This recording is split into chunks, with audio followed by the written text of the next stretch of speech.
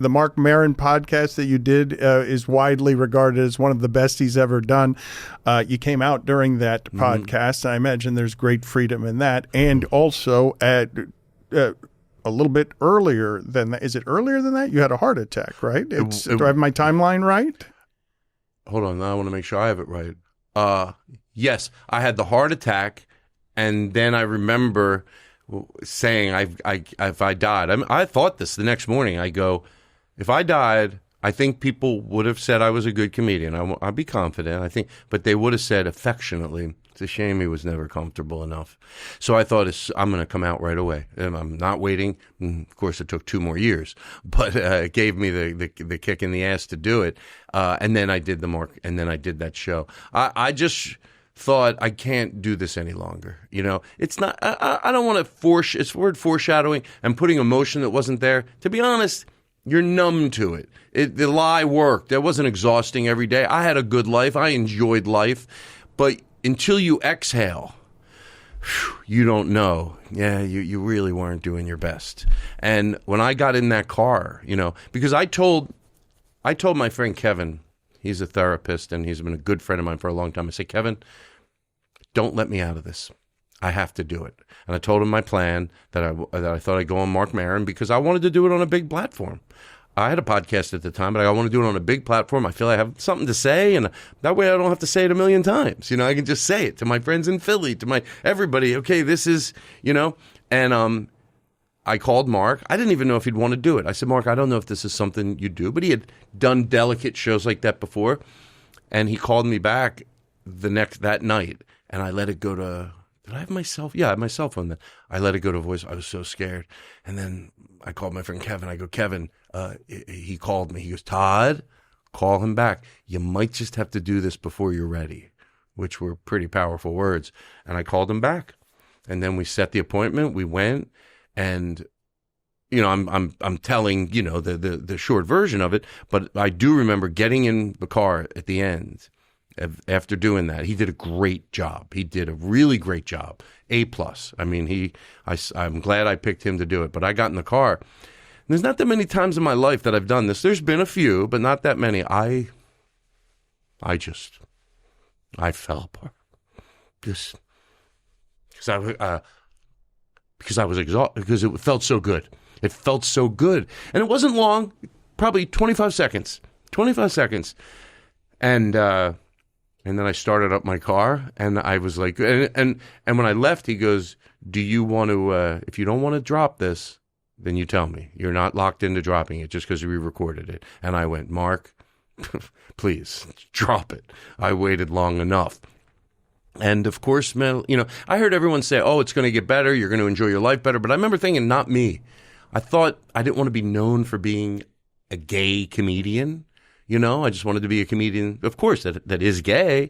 And my manager, he said some pretty good words of wisdom. He goes, Todd, it's not going to be your identity because it's not the most interesting thing about you.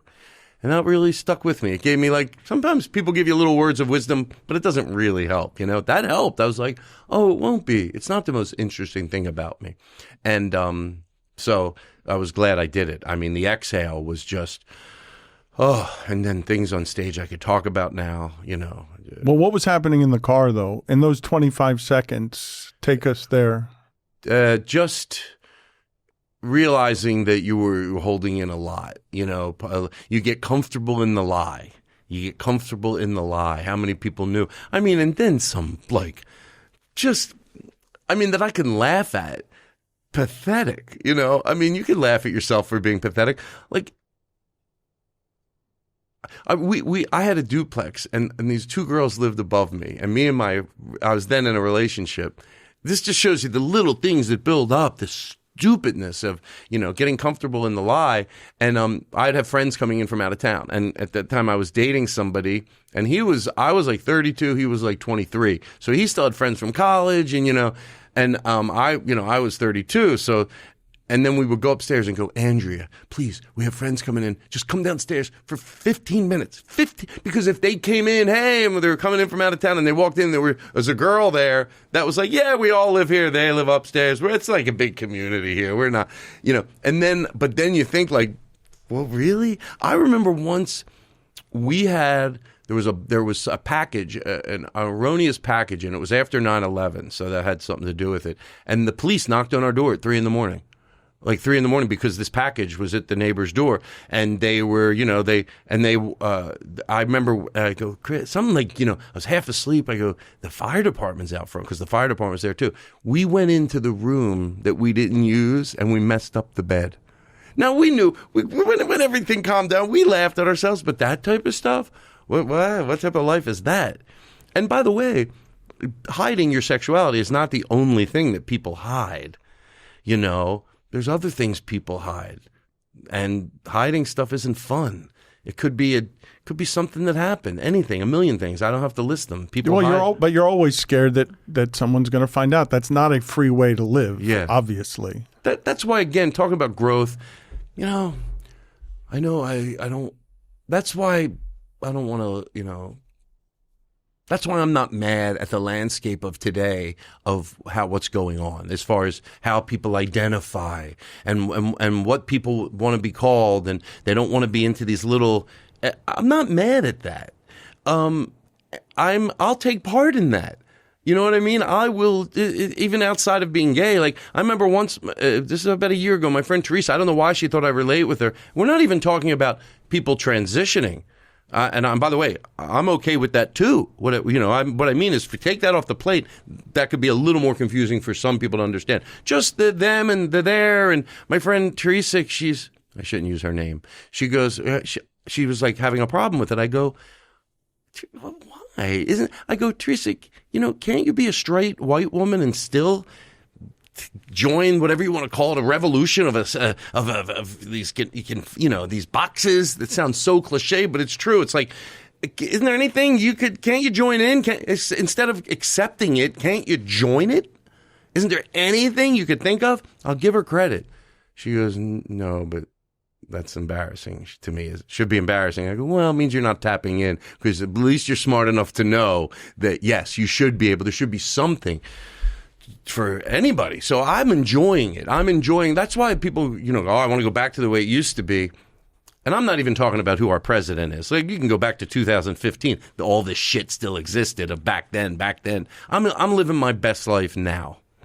And with all the garbage in the world and all the problems in the world, I always say to somebody, I don't know why I say this, but this is the term. I go, if you had a gay daughter, what year would you want her to have to live on this planet?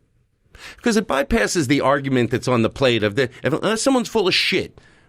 Unless someone's full of shit and they don't want to change their opinion, they're going to pause. What year are you going to say? Come on, unless you're full of shit. What year do you want your gay daughter to have to live on this planet? That doesn't mean it has to be perfect now, because it's fucking not. But what year do you want her to be here? Mm-hmm. Back then? So when you say it was better back then, you sure you're including everybody? So I'm not mad at change. I like it. I embrace it. I love it. And I'm glad I'm a part of it.